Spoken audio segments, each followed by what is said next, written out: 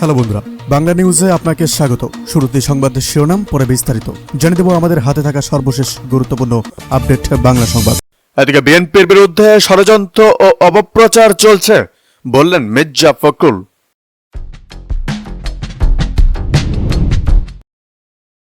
বিস্তারিত আলোচনা করব। পিআর নিয়ে গণভোট হোক, বিপক্ষের রায় এলে আমরাও আর দাবি করব না বললেন ইসলামী আন্দোলন।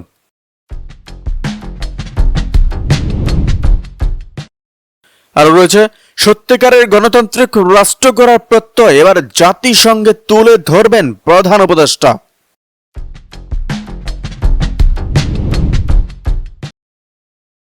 সর্বশেষ আপডেট পাওয়া যাচ্ছে, ডাকসু নির্বাচনে বাম ও ভারতপন্থীদের কবর রচিত হয়েছে বলেন ফয়জুল করিম।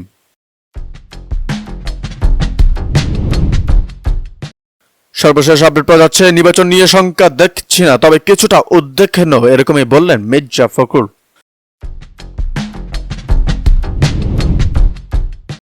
আপনাদের জানিয়ে দেব, আওয়ামী লীগকে নির্বাচন করতে দেওয়া হবে না, এই ব্যাপারে সবাই ঐক্য বললেন ব্যারিস্টার ফয়াদ।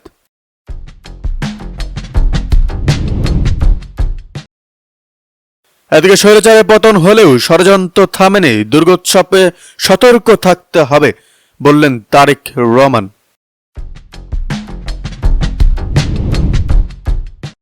আপনাদের জানিয়ে দেব, স্থানীয় সরকারকে শক্তিশালী করার বিষয়ে জোর দিয়েছেন এবার প্রধান উপদেষ্টা।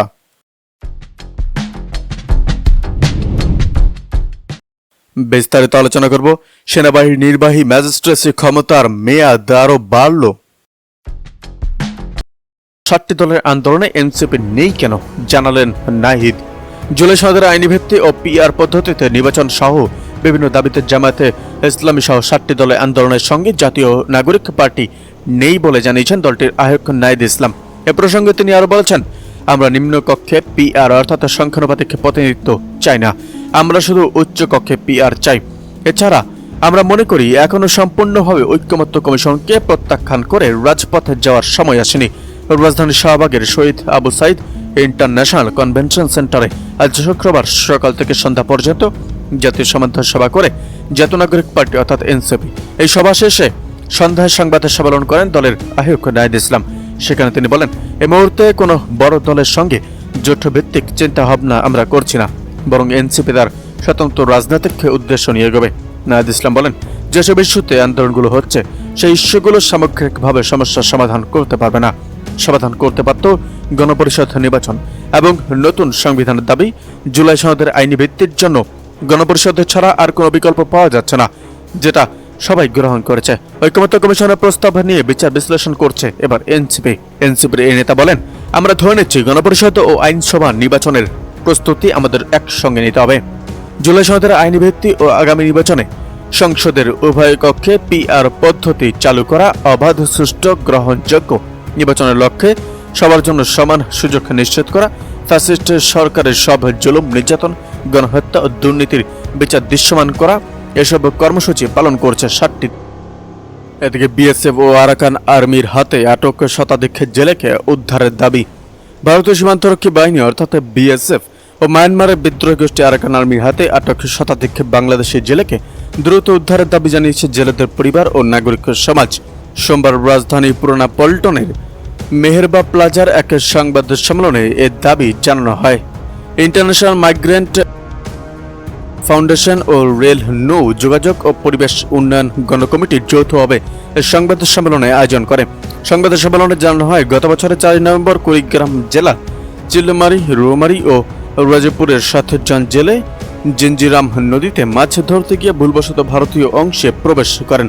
পরে বিএসএফ তাদের আটক করে মেঘালয়ের আমপতি থানায় হস্তান্তর করে। এখনও তারা মুক্তি পাননি। সংবাদ সম্মেলনে বলা হয়, চলতি বছরের 11 সেপ্টেম্বর কক্সবাজার সেন্ট মার্টিনের অদূরে সাগর থেকে 5টি মাছ ধরা ট্রলা সহ 40 জন জেলেকে ধরে নিয়ে যায় মায়ানমারের বিদ্রোহী গোষ্ঠী আরাকান আর্মি। এর আগে আটক হওয়া আরও 81 জন জেলেরও এখনো খোঁজ পাওয়া যায়নি। সংবাদ সম্মেলনে বক্তারা বলেন, ভারত ও মায়ানমার দু দেশই জেলের অবরুদ্ধ। তারা দেশের অর্থনীতিতে অবদান রাখলেও নিরাপত্তা পাচ্ছে না। অথচ নদী ও সাগর ছাড়া তাদের জীবিকার কোনো পথ নেই। সংবাদ সম্মেলনে বক্তারা অভিযোগ করেন, সরকার, বিজিবি ও কোস্টগার্ড যথাযথ উদ্যোগ নিয়েছে না, ফলে জেলেদের পরিবারগুলো মানবতর জীবনযাপন করছে। তারা বলেন, নদী ও সমুদ্রে জীবন বাজি রেখে যারা আমাদের জন্য মাছ ধরে তারাই আজ সবচেয়ে বেশি অনিরাপদ। বক্তারা বাংলাদেশের সরকারকে বিষয়টি আন্তর্জাতিক আদালতে তোলার আহ্বান জানান। পাশাপাশি ভারত ও মায়ানমারের জনগণকেও মানবিক কারণে জেলেদের মুক্তির দাবিতে পাশে দাঁড়ানোর আহ্বান জানানো হয়। সংবাদ সম্মেলনে আটক জেলেদের পরিবারের পক্ষ থেকে উপস্থিত ছিলেন মীর জাহাজ আলীর স্ত্রী ববিতা বেগম। এদিকে পিআর সিস্টেমের নির্বাচন নিরাপদ নির্বাচন বলেন ফয়জুল করিম। পিআর সিস্টেমের নির্বাচন নিরাপদ নির্বাচন, আদর্শের নির্বাচন বলে মন্তব্য করেছেন ইসলামী আন্দোলন বাংলাদেশের সিনিয়র নায়েবে আমির মুফতি সৈয়দ মোহাম্মদ ফয়জুল করিম কাসেমি। তিনি বলেন, পিআর সিস্টেমের নির্বাচন হলে আর ফ্যাসিস্ট তৈরি হবে না। ফয়জুল করিম আরো বলেন, পিআর সিস্টেমের নির্বাচন হলে কোটি কোটি টাকার নমিনেশন বাণিজ্য হবে না। তিনি বলেন, 53 বছরে যারা শাসক ছিলেন তারা এই জাতিকে মুক্তি দিতে পারেননি। আমরা আর আদর্শ বিক্রি করে ক্ষমতায় যেতে চাই না। আমরা রাসূলের আদর্শ বাস্তবায়ন করতে চাই। 71-এর চেতনা, অমুকের চেতনা এসব বাদ দেন। আমরা মাদিনার চেতনায় উদ্বুদ্ধ হই, কোরআন হাদিসকে বাস্তবায়ন করি। ইসলামী আন্দোলনের জয়পুরহাট জেলার সভাপতি মাওলানা মোহাম্মদ আব্দুল ওবায়দুল সভাপতিত্বে ও সেক্রেটারি মাওলানা মোহাম্মদ নাজবুল হাসান মোহাম্মদের সঞ্চালনায় সমাবেশে বিশেষ অতিথি বক্তব্য দেন ইসলামী আন্দোলন বাংলাদেশের আলাম্মা আব্দুল হক আজিজ। সমাবেশ শেষে ফয়জুল করিম জয়পুরহাটে 2টি আসনের জন্য দলীয় প্রার্থী ঘোষণা করেন। তারা হলেন জয়পুরহাট 1 আসনে মাওলানা আব্দুল ওয়াদুল এবং জয়পুরহাট 2 আসনে মাওলানা মোহাম্মদ নাজামুল হাসান মাহমুদ।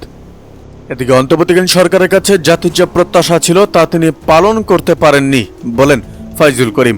ইসলামী আন্দোলন বাংলাদেশের সিনিয়র নায়েবে আমির শায়েখ চরমনায় পীর মুফতি সৈয়দ মোহাম্মদ ফয়জুল করিম কাসেমি বলেছেন, অন্তর্বর্তীকালীন সরকারের কাছে জাতির যে প্রত্যাশা ছিল তা তিনি পালন করতে পারেননি। এখন অন্তর্বর্তী সরকার কোনো একটি দলের দিকে ঝুঁকে যাচ্ছে, এতে তারা নিরপেক্ষতা হারিয়ে ফেলেছে। আর পিআর এর বিপক্ষে যারা কথা বলেন তাদের কথায় বেশি যুক্তি নেই। বিশ্বের বিভিন্ন দেশে পিআর পদ্ধতি চালু রয়েছে। শনিবার সন্ধ্যায় জয়পুরহাটে শহরের কেন্দ্রীয় শহীদ মিনারে জেলা ইসলামী আন্দোলন আয়োজিত পিআর পদ্ধতিতে নির্বাচন, প্রয়োজনীয় রাষ্ট্র সংস্কার সহ বিভিন্ন দাবিতে এক গণসমাবেশে প্রধান অতিথির বক্তব্যে তিনি এসব কথা বলেন। জেলা ইসলামী আন্দোলনের সভাপতি মাওলানা মোহাম্মদ আব্দুল ওয়াদুলের সভাপতিত্বে এ সময় অন্যান্যের মধ্যে বক্তব্য রাখেন কেন্দ্রীয় নায়েবে আমির আলাম্মা আব্দুল হক আজাদ এবং জেলা জামায়াতের আমির ফয়জুর রহমান সাইদ। এদিকে জামায়াতের সহ কয়েকটি দল নির্বাচন নস্যাতের চেষ্টা করছে বলেন ইমরান সালেহ প্রিন্স। জামায়াতে ইসলামী সহ কয়েকটি ইসলামিক দল আসন্ন নির্বাচনকে নস্যাৎ এবং প্রলম্বিত করার চেষ্টা করছে বলে অভিযোগ করেছেন বিএনপির কেন্দ্রীয় নির্বাহী কমিটির যুগ্ম মহাসচিব সৈয়দ ইমরান সালেহ প্রিন্স। তিনি বলেছেন, ঐকমত্য কমিশনের বৈঠকে চলাকালে অবস্থায় তারা আজকের রাজপথে এসেছে বিশৃঙ্খলা সৃষ্টি করার জন্য। আসলে তাদের উদ্দেশ্য হচ্ছে বাংলাদেশের নির্বাচনকে প্রলম্বিত করা, পারলে নস্যাৎ করে দেওয়া, যাতে নির্বাচন না হয়। কারণ নির্বাচন যদি হয় তাদের কি পরিস্থিতি হবে আপনারা জানেন। শুক্রবার সন্ধ্যায় শেরপুর শহরের মাধবপুর স্লোপিল কমিউনিটি সেন্টারে বাংলাদেশের জাতীয়তাবাদী সামাজিক সাংস্কৃতিক সংস্থা শেরপুর জেলা শাখার আয়োজিত কর্মী সম্মেলনে প্রধান অতিথির বক্তব্যে এসব কথা বলেন তিনি।